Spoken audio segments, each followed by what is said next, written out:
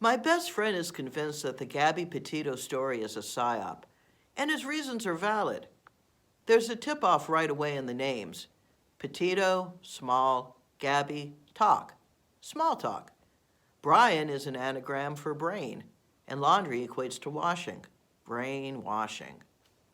And if the powers that be set out to float a narrative carefully curated to deepen one's depression while simultaneously enhancing their sense of futility, then they hit this one right out of the ballpark.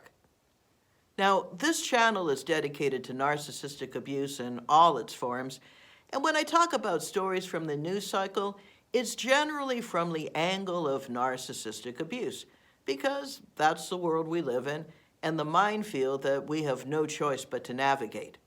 Gabby Petito would have turned 23 years old last week. 22 and 23 are, of course, important occult numbers, and as such, may be significant, or not, depending on how deep down the rabbit hole you choose to go. But that's beside the point. Gabby was still a very young woman, and from what we've seen, still held on to her youthful innocence, hopes, and dreams. Now, when I think back to my early 20s, my memories are shrouded in a dense fog, and not because it was all so very long ago, although it was, but because I was living in a perpetual fog, buffeted around by hormones and confusion with a world that wasn't working the way I was raised to believe that it would. And it's at this very juncture where we are first introduced to Gabby, at the traffic stop in Moab, Utah, watching the horror show unfold. Now, this story especially impacted me because I can relate to Gabby on a personal level, because I too wanted to be a travel vlogger, and hubby and I spent 4 months living in an RV, visiting national parks, which I wrote about extensively in my book, Bullhead: How We Escaped California and Found Our American Dream, available as an audiobook or an ebook. For hubby and myself, our adventures brought us closer. Sadly, Gabby and Brian would not survive their journey. Hollywood itself could not have written a creepier horror story. While still in high school, a critical period in life for all the wrong reasons, Gabby Petito becomes involved with a boy who's different, artsy and dark, intriguing, insecure. He tells her he loves her and he needs her. Gabby is full of light and promise. They are both so very different. She doesn't quite understand him, and she struggles to balance taking care of his feelings while holding on to a modicum of her own identity. She never realizes, because it happens so gradually, like the proverbial boiling frog, that she is now lost in the relationship and in way over her head. What the lovers do share in common is a love of the outdoors, hiking and rock climbing. And so the thought arises, wouldn't it be great to go on a grand adventure away from it all, away from this boring, mundane world and everything and everyone in it?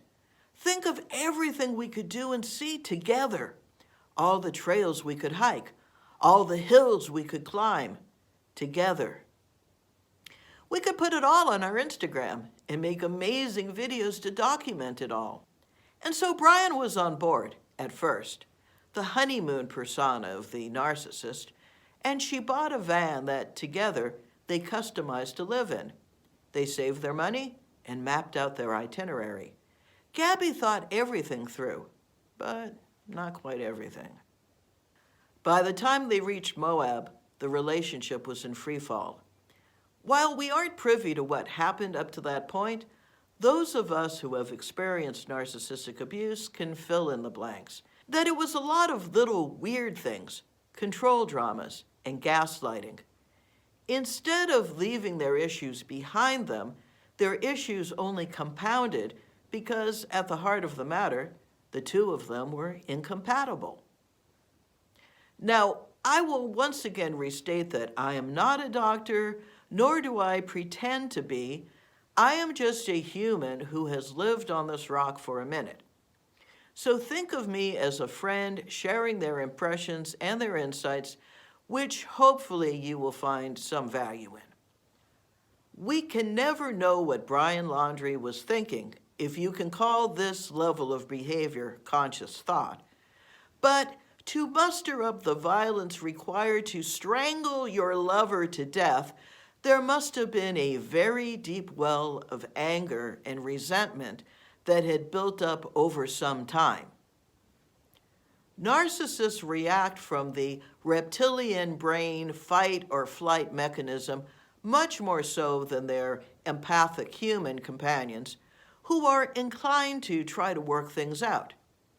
Brian lashed out at Gabby because he felt trapped like a feral animal. Gabby, on the other hand, was trapped, feeling responsible as the prime mover for their predicament.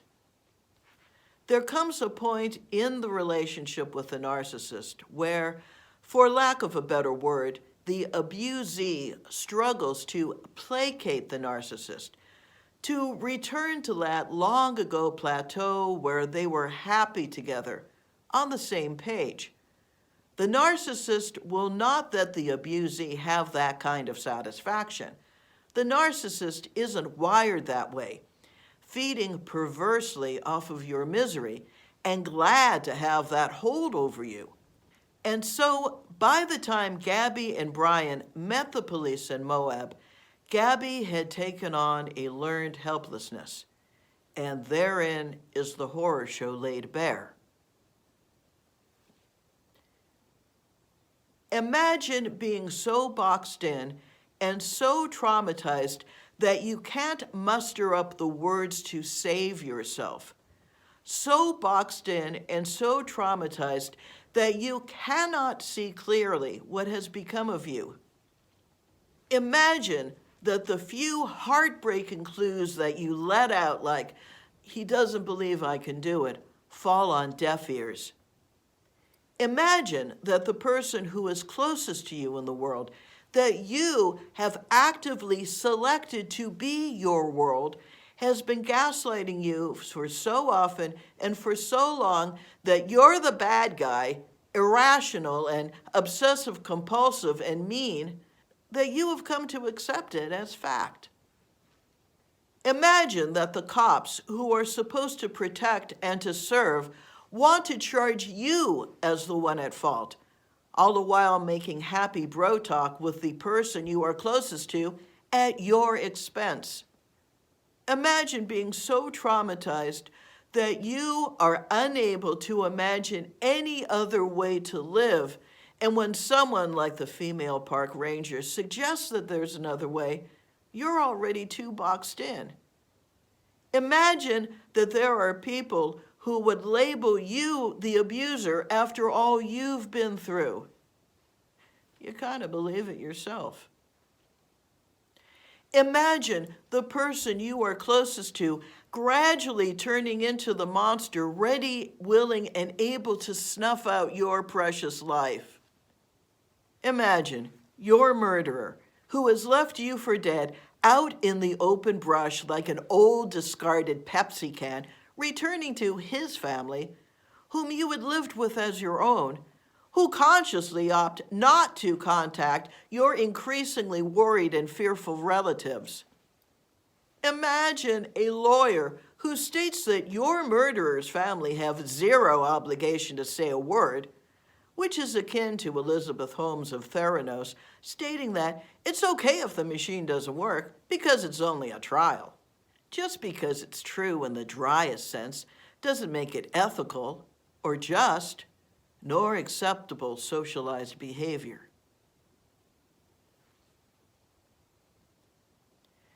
Imagine that the police fail to make any kind of arrest and your murderer gets away, only to supposedly take his own life to duly decompose in the regional swamp. No amount of search and rescue ground pounders were able to locate Brian Laundrie, but his parents somehow make a beeline for his skeletal remains, which included an alleged confessional suicide note that no one gets to see. Imagine the horror and helplessness of being failed so egregiously again and again.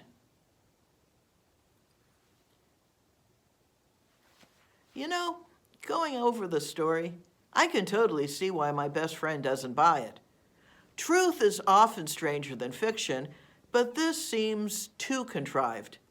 It's easier to believe that Hollywood had a script and then the deep state swooped in and said, oh no, this is way too good. We're gonna serialize this in the media to distract the public from what's really going on and make everybody feel like crap. And if what happened to Gabby is real, I offer my sincere condolences.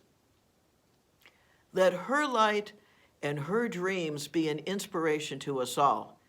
And let us learn and internalize the worldly wisdom she never had the chance to gain, to stand strong and powerful in our own identity, growing into the amazing person that you were born to be. That's all I have for today. If you enjoy my content, please like, share, and subscribe. Please consider supporting me on Patreon. Even $1 per month would be amazing. And do comment. Let me know what you'd like me to discuss in future videos or live streams. Take care. After Arts out.